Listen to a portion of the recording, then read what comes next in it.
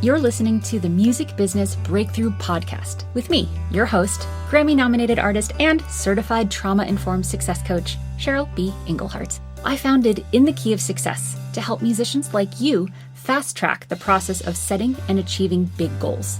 Whether you need to release some past baggage or break through the BS of the music industry, you're in the right place to level up how you release your music into the world. So let's go get your music business breakthrough and amplify your release. I'm your host, Cheryl B. Engelhardt. Let's talk about money. Money. More of the systems around finance than actually making money. We'll talk about that later. But I get this question a lot, is how do I organize myself as a musician, making money sometimes and also making money from non-musical things. So whether you have a full-time job or a part-time job or you're a freelancer or a teacher or you do other things, the best way to organize your money is to keep it separate. What do I mean by this? I mean to have a personal bank account and a business bank account. Whether or not you are a business, and we'll talk about LLCs in a second, you want to keep them separate. Now, here's why. First off, depending on where you live, if you live in the United States, you're going to eventually have to prove that you are a business and acting as a business in order to write off some of your costs for your music, whether that's an educational cost and you got a coach, or gear or travel costs for going to conferences or going on tour. You want to be able to write that off and get a tax benefit. It's much easier to show that it's not just a hobby when you do have separate bank accounts and separate credit cards. This also just makes it easier for your own accounting purposes. So I have a personal bank account that I pay myself from my music, and I do make 100% of my income from my own businesses, my own music. So I pay myself into that account. I am married at the time of recording this, and we have a joint account that covers our necessities, I like to call them. That's our food, our bills, rents, that sort of thing.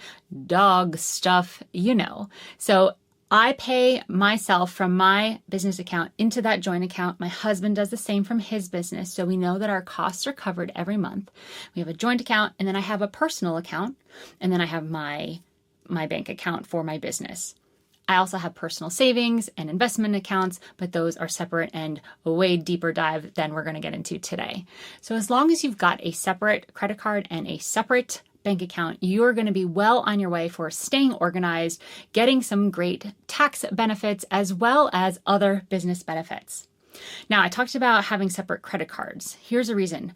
Points are paramount, especially for musicians, especially if you're traveling a lot. Even if you're not touring, but if you're just going to conferences and events, all that will add up a ton. And if you're spending all of it with a credit card and paying it off every month so you're not having to pay for interest, then you're going to be able to grow points. And we're going to talk in a second about how to really maximize points as a musician. So when you're spending your music-related business costs with one credit card, and then let's say you have, you see a great pair of shoes you want to purchase, you can purchase that with your personal card and keep them separate. So this is also a great thing. Just a side note, inside a relationship, having our own personal accounts means that we never have fights around personal things. I don't ever hear, oh, you got another pair of shoes. My husband's a mountain guide. He has like 4 times as many shoes than I do anyway. But that's never an issue because we are funding our own personal hobbies, interests, sometimes even travel, clothes from our personal accounts. The only thing that we spend money on together are joint things that we both benefit from or that we're both spending from. So having these 3 accounts plus savings and other, it may feel like a lot, but to be able to stay organized and to really feel independent, as well as in partnership with both your own business and if you are in a partnership where you're sharing some sort of level of finances, it is very empowering to have these things all separated out. So let's talk about LLCs. An LLC stands for a limited liability company. And this basically means that if you are someone who's touring and a fan trips on a wire at one of your shows, instead of suing you and taking everything that you possibly own because you are performing under this LLC, your liability is limited. So they can only sue what the limited liability company has. So that's why I first became an LLC. There are other benefits, and a lot of times there's confusion about copywriting and publishing companies and all this stuff. An LLC is really just designed to protect you. You get an EIN, a tax number if you're in the United States, and that allows you to get a business account and a business credit card officially. Again, it doesn't matter if you don't have the LLC, you can still have 2 separate checking accounts and 2 separate credit cards, just treating one as a business, one is not. And I did that for years before I became an official business. There are additional tax benefits and things you can look into. I am not a tax CPA person, so definitely talk to someone officially to see if becoming an LLC is a good idea for you. And now let's talk about travel points and credit cards. I can dork out on this stuff because I have gotten very good at hacking the points system. So you may know that some credit cards offer you 2 times points on travel or groceries or gas, and that's great. But I want to talk about getting 10x or 15x for your points. And there are very specific ways to do this. I have done a ton of dorking out on all of the different cards and systems and how to do this to really, really maximize the points that you get. Points on credit cards are essentially when you spend money, the credit card company gives you some points. You can redeem those points to pay the credit card back, which is usually a 1-to-1 ratio. So 1 point equals usually 1 cent. And that is the least effective way to use your points. So I would advise against that. Other times, cards are trying to get you to use your points to book travel through them because they get whatever perks that the company gets. That's usually a little bit better ratio for the usage of your points.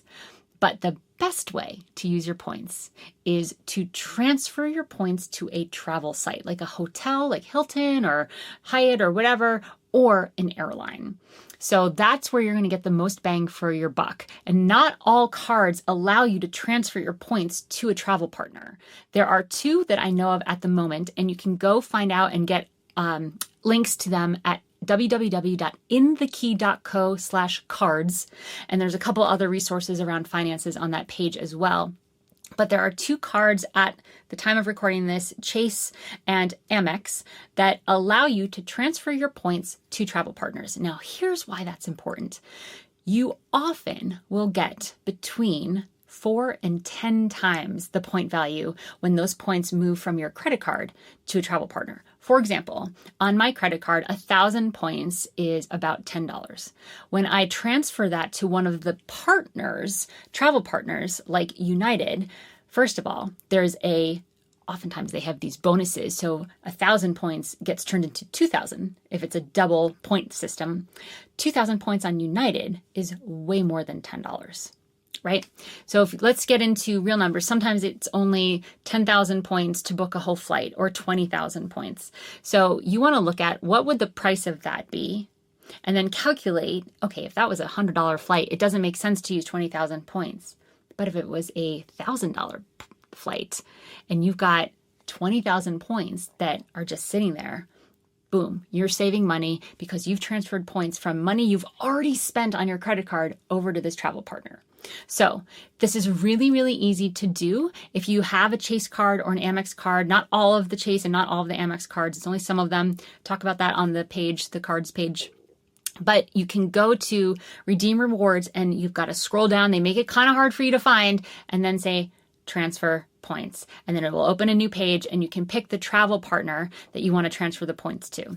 I don't transfer my points. I let them sit with the credit card until I know that I want to book a flight, let's say on United or Delta. And then I go to my cards and say, okay, which one has a partnership with the flight or the hotel that I want to book? And then I transfer my points over there and I'm able to book. And usually the transfer is immediate. They say it takes up to 24 hours.